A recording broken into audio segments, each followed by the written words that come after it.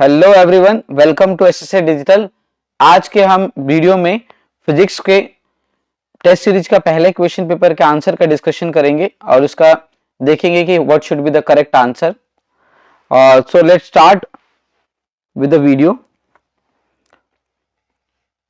इसमें पहले क्वेश्चन में आप देख सकते हैं, फर्स्ट क्वेश्चन जो है, according to Coulomb's law which is the correct relation in the following figure. ये आप फिगर देख सकते हैं यहाँ पर। तो ये फिगर में आप फोर्स जो देख रही हैं, फोर्स ये कैसा फोर्स है? This force is actually attractive force. Attractive force लग रहा है इस पर्टिकुलर सिस्टम के अंदर जहां पर चार्ज Q1 और Q2 है। तो अट्रैक्टिव फोर्स लगेगा तो इस केस में चार्ज हमारे कैसे होने चाहिए? लाइक या unlike? Unlike charges. Unlike charges होंगे, मतलब इधर Q1 इज नेगेटिव और Q2 इज पॉजिटिव। ये केस हो सकता है, या फिर दूसरा केस क्या हो सकता है कि Q1 आपका पॉजिटिव है और Q2 नेगेटिव है। दोनों ही केस में इनका जो इनके बीच का फोर्स होगा वो अट्रैक्टिव फोर्स रहेगा। तो इस केस में हमेशा एक चार्ज पॉजिटिव एक चार्ज नेगेटिव होगा। तो दोनों चार्ज का यदि आप अलजेब्रिक प्रोडक्ट देखते हैं तो एक पॉजिटिव और एक नेगेटिव स्केलर क्वांटिटी को जब भी आप मल्टीप्लाई करेंगे हमेशा वो लेस देन 0 आएगा। तो इस हिसाब से देखें तो हम ऑप्शन सेकंड होना चाहिए इसका आंसर। इसके बाद सेकंड क्वेश्चन देखते हैं हम। सेकंड क्वेश्चन है, the electric potential on the axis of electric dipole at distance r from its center is V, then the potential at a point at the same distance on its equatorial line will be। कोई भी आपके पास एक electric dipole है, मान लीजिए ये है आपके पास डाइपोल। इस डाइपोल के ये जो मिड पॉइंट है, ये डाइपोल का ले लेते हैं, ये डाइपोल लेंथ AB है आपका, इसका मिड पॉइंट ले लेते हैं M। इससे कितने डिस्टेंस पे हमें पोटेंशियल बताना है? इस particular this line is called actually equatorial line और इस लाइन को हम बोलते हैं एक्सियल लाइन। एक्सियल लाइन पर r डिस्टेंस पे पोटेंशियल क्वेश्चन में दे रखा है हमें। कितना है पोटेंशियल? r डिस्टेंस पर V है इस डाइपोल की वजह से। हमें सेम डिस्टेंस r पर इक्वेटोरियल लाइन पे इस particular let's say point P पर, जो कि यहाँ M से r डिस्टेंस पे यहाँ पे पोटेंशियल मिलता है। तो आप लोग जैसे कि जानते हैं कि यहाँ से माइनस Q चार्ज का भी डिस्टेंस उतना ही होगा लेट्स से A, तो प्लस Q चार्ज का भी डिस्टेंस इस पर्टिकुलर पॉइंट तक का A ही होगा। तो ओवरऑल जो नेट पोटेंशियल आएगा यहाँ पर वो हमेशा क्या आएगा? 0 आएगा। और दूसरी चीज आपको यदि याद है, इक्विपोटेंशियल सरफेस, तो ये हमेशा इक्वेटोरियल लाइन जो है ये इस पर्टिकुलर डाइपोल के इक्विपोटेंशियल सरफेस पे लाई करता है। और इक्विपोटेंशियल सरफेस यदि आपको पता है तो उस केस में हमेशा हर पॉइंट पर पोटेंशियल सेम होता है। तो इसमें पोटेंशियल नेट पोटेंशियल आपका जो होगा इस पर्टिकुलर इक्विपोटेंशियल पॉइंट की बात करें तो 0 होगा। तो दूसरे का आंसर जो होना चाहिए क्वेश्चन का ये होगा ऑप्शन 4। थर्ड क्वेश्चन देखते हैं। थर्ड क्वेश्चन आप देख सकते हैं जो कि इलेक्ट्रिक फ्लक्स से रिलेटेड क्वेश्चन है। The electric flux through the surface, अलग अलग फिगर दिया हुआ है, इसमें आपको बताना है कि विच वन इज करेक्ट। तो पहला ऑप्शन है in figure 4 it is the largest, and in figure third least, in figure second it is same as figure third but smaller than figure, and option D जो है which is same for all the figure. आप देखेंगे तो सारे figures के अंदर देखें तो चार्ज जो है वो Q है और सारे ही क्लोज फिगर है। तो अकॉर्डिंग टू गॉस लॉ यदि बात करें तो नेट फ्लक्स जो होगा वो होगा इनक्लोज चार्ज जो सरफेस के अंदर है divided by permittivity of vacuum. तो उस हिसाब से देखें तो चारों ही फिगर के अंदर जो नेट इलेक्ट्रिक फ्लक्स होगा वो क्या होगा? सेम होगा और Q बाई एप्सिलॉन नॉट होगा। तो इस पर्टिकुलर ऑप्शंस में देखेंगे तो ये ऑप्शन जो होगा डी उस हिसाब से सही है। क्वेश्चन 4 देखते हैं। क्वेश्चन 4 के अंदर देखिए क्या है, a point charge Q is placed at point O। इस O पॉइंट पे एक चार्ज Q रखा गया है as shown in the figure. It is the potential difference VA minus VB positive और नेगेटिव और 0 इफ Q इज पॉजिटिव और negative. तो आपको मैं यहाँ पे समझा देता हूँ। मान लीजिए यहाँ पर इस तरह का डायग्राम है जहाँ पर ये पॉइंट है O और यहाँ पर एक चार्ज रखा गया है Q। ये पॉइंट A है, पॉइंट B है। तो यहाँ पर आपसे सवाल ये पूछा गया है कि ये चार्ज लेट से पहला केस 1 ले लेते हैं, case 1 if charge is positive, this charge is positive, तो उस केस में जो ये ए और बी पॉइंट का पोटेंशियल है, इनका डिफरेंस क्या होगा, पॉजिटिव होगा या नेगेटिव होगा, ये ग्रेटर देन 0 होगा या ये लेस देन 0 होगा या फिर ये डिफरेंस 0 के बराबर होगा। इन तीनों में से जो पॉसिबिलिटी वो बतानी है हमें। तो यदि पॉजिटिव चार्ज है तो आपको पता है कि पॉजिटिव चार्ज पे, चार्ज के नियर पॉइंट्स पे देखेंगे तो हाई पोटेंशियल होता है एज कम्पेयर टू जो फर्दर पॉइंट होगा। तो obviously in case of positive charge यदि फॉर्मूला भी आप देखते हैं तो KQ/R होता है, तो डिस्टेंस कम है तो ओवरऑल पोटेंशियल ज्यादा है और पॉजिटिव चार्ज का पोटेंशियल पॉजिटिव रहेगा इस पर्टिकुलर पॉइंट पे भी। तो VA - VB जो आएगा in case of positive charge, ये क्या आएगा, ये पॉजिटिव आएगा, ग्रेटर देन 0। दूसरा केस क्या है, केस 2 देखें तो केस 2 आपका हो जाएगा कि यदि ये चार्ज Q जो यहाँ पे रखा हुआ हमने, ये नेगेटिव साइन का है, नेगेटिव साइन का है, नेगेटिव चार्ज है। तो नेगेटिव चार्ज है तो नेगेटिव चार्ज के अंदर ये चीज उल्टा होता है। पॉजिटिव चार्ज में जैसे मैंने आपको बताया कि लोअर पॉइंट जो होगा वो हाई पोटेंशियल भी होगा और फार्दर पॉइंट लो पोटेंशियल भी होता है, लेकिन नेगेटिव चार्ज में उल्टा है। नेगेटिव चार्ज पे ये जो पास वाला पॉइंट होगा, जो चार्ज के पास वाला पॉइंट, वो सबसे लोअर पोटेंशियल वाला पॉइंट होगा और ये हाईयर पोटेंशियल होगा। तो लोअर माइनस हाईयर पोटेंशियल आप डिफरेंस करेंगे, lower means higher, for example let's say 3 minus आप 5 करते हैं तो हमेशा आपको जो नंबर मिलेगा वो लेस देन 0 मिलेगा। तो दूसरे केस में जो साइन होगा पोटेंशियल डिफरेंस का वो हो जाएगा नेगेटिव। तो इस केस में हो जाएगा VA - VB आपका पॉजिटिव और इस केस में VA - VB जो होगा आपका वो नेगेटिव हो जाएगा। ये आपका आंसर है। 5th क्वेश्चन ये थ्योरेटिकल क्वेश्चन है जिसमें आपको चार्जेस के कोई भी 2 फंडामेंटल प्रॉपर्टीज को बताने हैं। कोई भी 2 प्रॉपर्टी लिख सकते हैं, जैसे charges are conserved,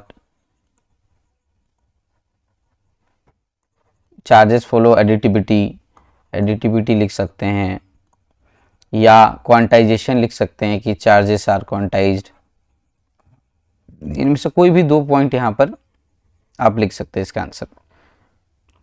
6th question भी आपका थ्योरेटिकल क्वेश्चन है। ये गॉस लॉ क्या है इसको बताना है आपको, तो डिफाइन कर लीजिए कि गॉस लॉ क्या कहता है। गॉस लॉ ये है आपका close integration of surface integration of electric field is equal to 1/ε0 times the charge enclosed in the surface.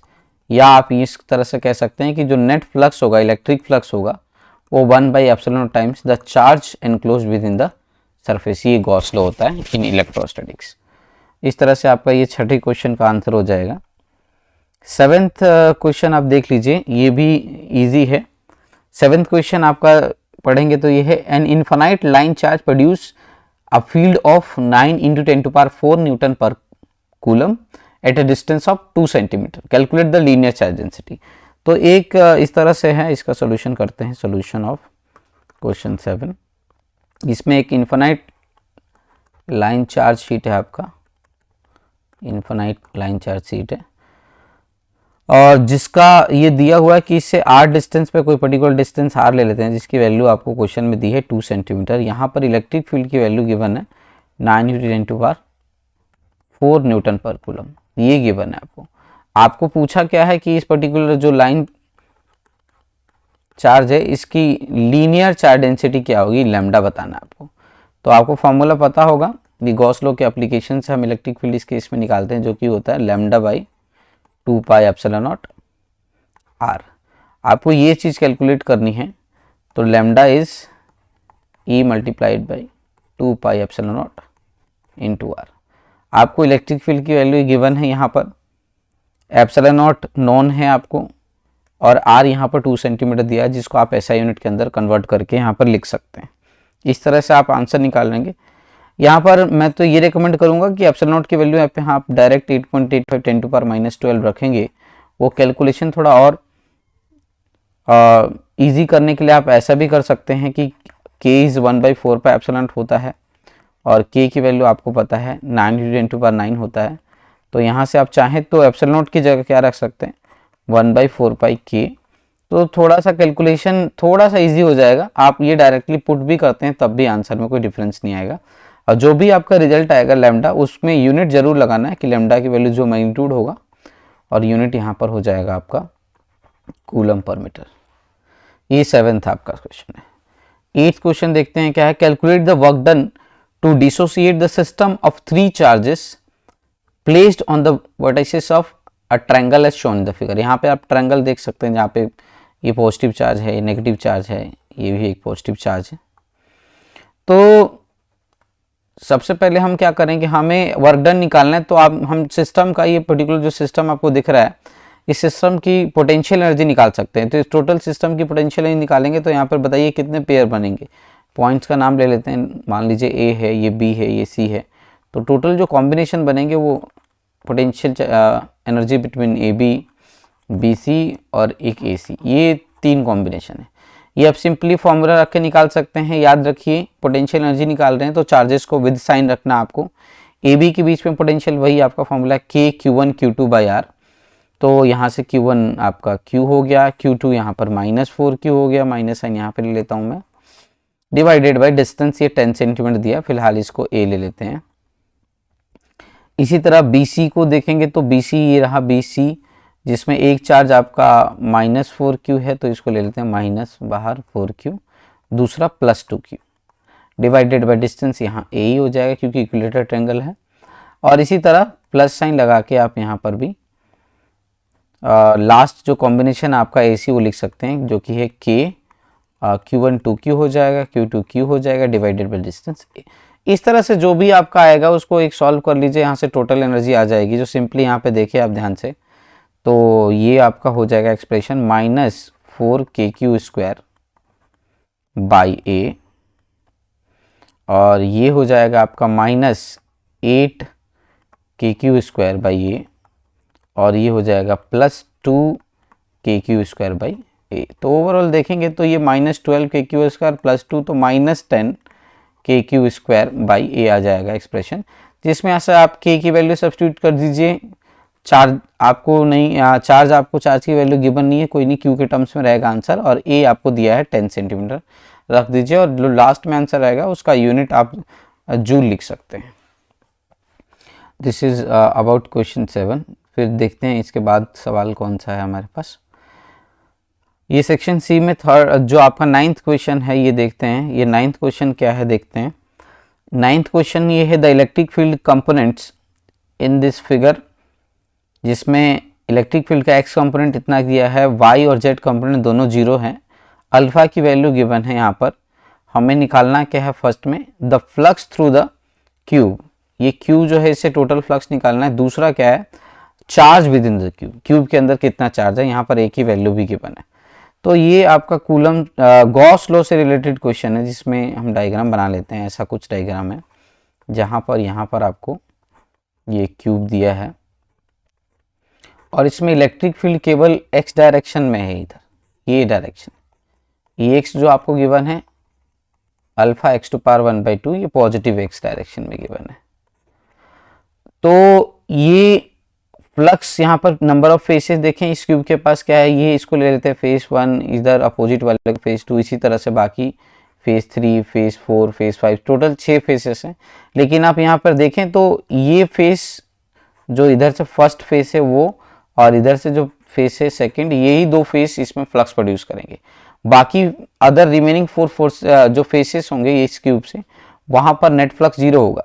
तो 2 फेस 1 से यहाँ से निकाल देते हैं, फ्लक्स थ्रू फेस 1 क्या हो जाएगा आपका, ये फ्लक्स का फॉर्मूला आपको पता ही है, E.A होता है या फिर EA cos theta. Electric field at face 1 देखे तो यहाँ पर हमें डिस्टेंस, ये वाला डिस्टेंस हमें चाहिए जो कि A होगा। आई थिंक क्वेश्चन में मिसिंग है, तो यहाँ पर लिख लेते हैं। ये जो डिस्टेंस है ओरिजिन से लेके ये पॉइंट लेते ए तक, तो OA आपको A के बराबर इसको ले लेते हैं। और बाकी ये आप देख रहे हैं तो ये साइड भी A ही है। तो फर्स्ट फेस के लिए जो इलेक्ट्रिक फील्ड हो जाएगा उसको निकालने के लिए क्या करेंगे हम, क्योंकि आप देख रहे हैं इलेक्ट्रिक फील्ड डिस्टेंस पे वेरी कर रहा है, x कोऑर्डिनेट पे वेरी कर रहा है, तो एट A इलेक्ट्रिक फील्ड जो हो जाएगा वो अल्फा A⁴1/2 हो जाएगा। इसको इस एक्सप्रेशन में रखिए तो आपका फ्लक्स थ्रू सरफेस 1 क्या आ जाएगा, alpha A⁴1/2 into area is A², क्योंकि आप देख सकते हैं यहाँ पर ये स्क्वायर फिगर है, और डायरेक्शन ऑफ एरिया इधर है और इलेक्ट्रिक फील्ड का डायरेक्शन इधर है, तो एंगल दोनों के बीच का क्या हो गया 180 डिग्री, तो cos 180 -1 आ जाएगा। तो ये हो जाएगा overall alpha A to power 5/2। Similarly आप फ्लक्स थ्रू सेकंड सरफेस निकालेंगे तो वही ई ए कॉस थीटा हो जाएगा, बट फर्क ये है कि यहाँ पे इलेक्ट्रिक फील्ड जो होगा सेकंड सरफेस का सेकंड जो फेज के पास है वहाँ डिस्टेंस एक्स की देखेंगे तो ये आपका सेकंड फेज, जहाँ से डिस्टेंस ओरिजिन से लेंगे तो a प्लस ए जो कि हो जाएगा आपका 2a।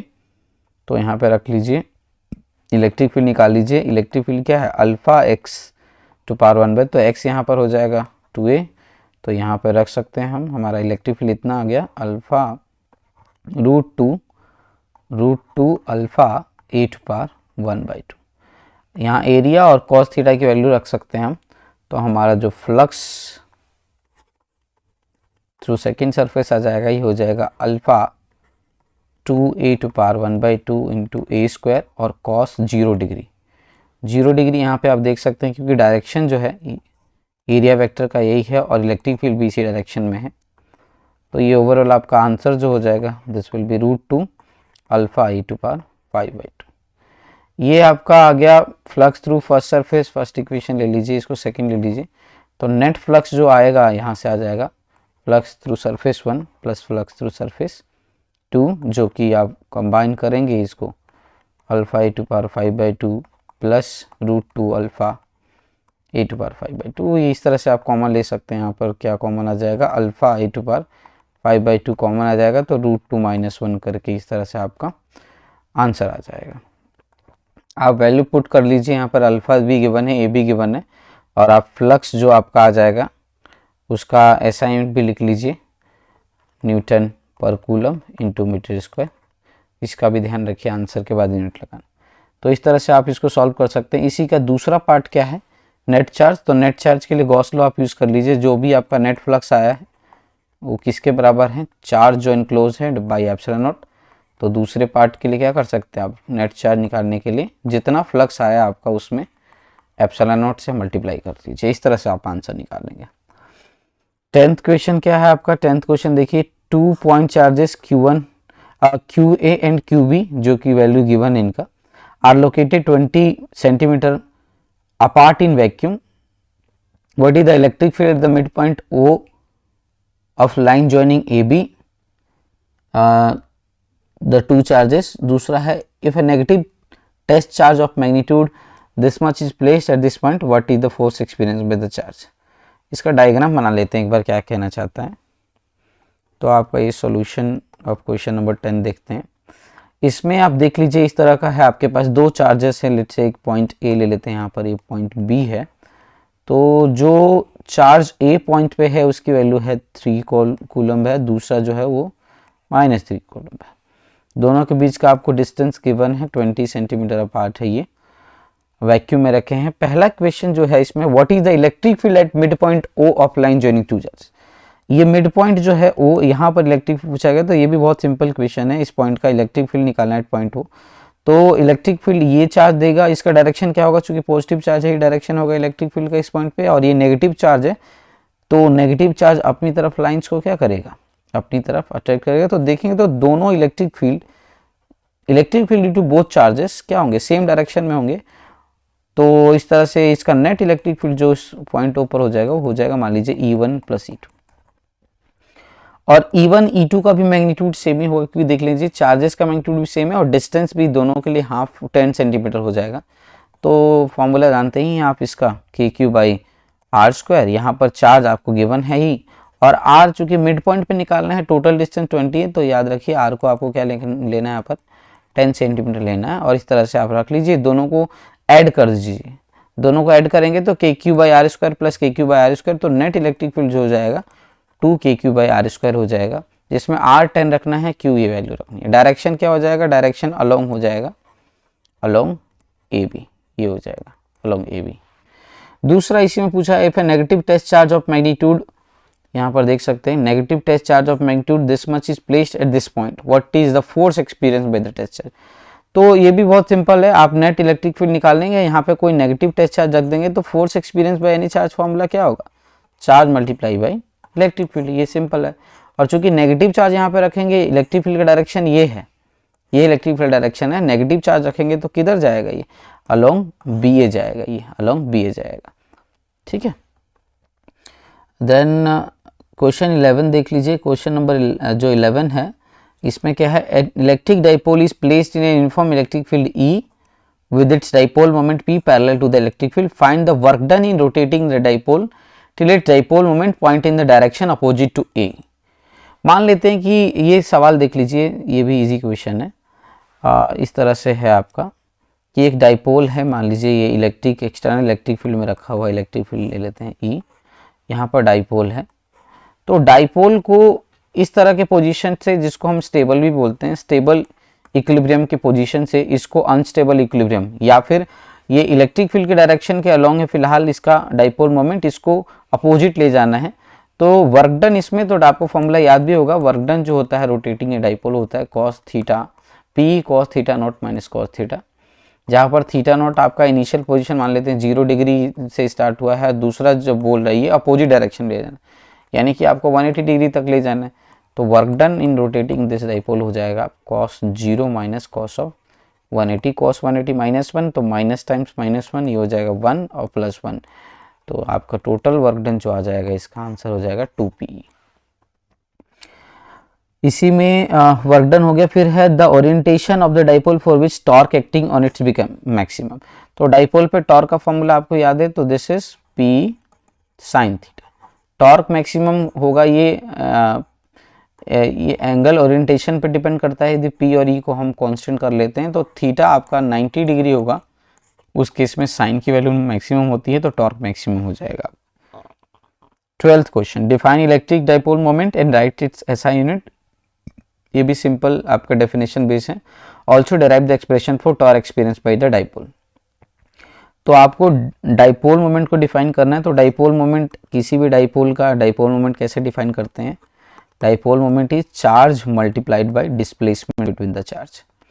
ये एक वेक्टर क्वांटिटी है इसलिए क्योंकि इसमें डायरेक्शन भी होता है और डाइपोल मोमेंट का direction negative to positive charge होता है, इसी को डाइपोल मोमेंट बोलते हैं। इसका SI यूनिट की बात करें तो इसका हो जाएगा कूलम टाइम्स मीटर।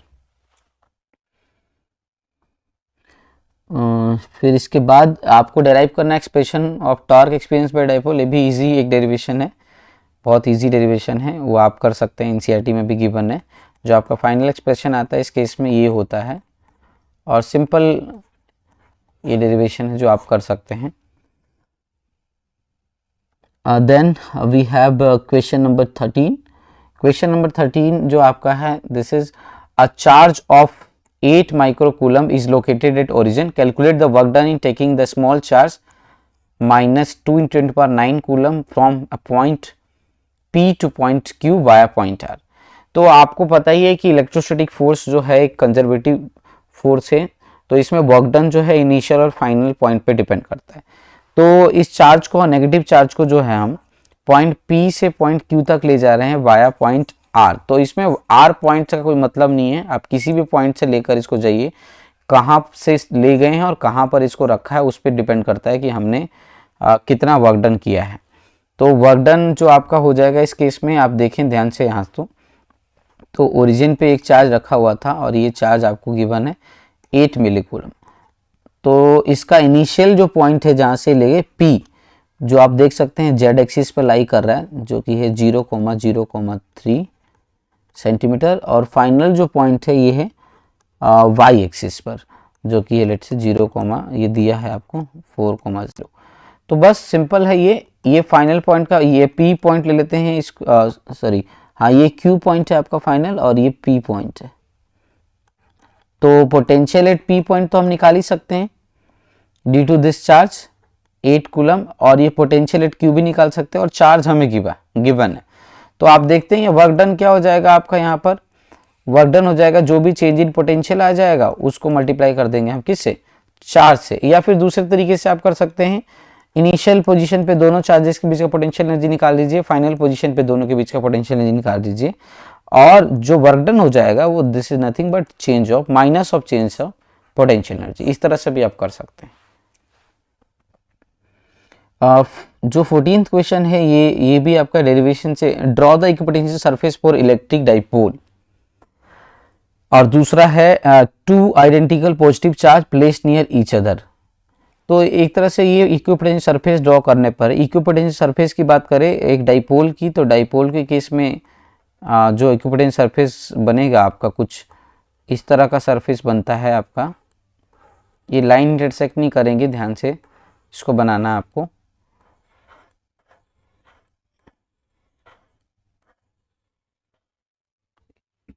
दूसरा जो होगा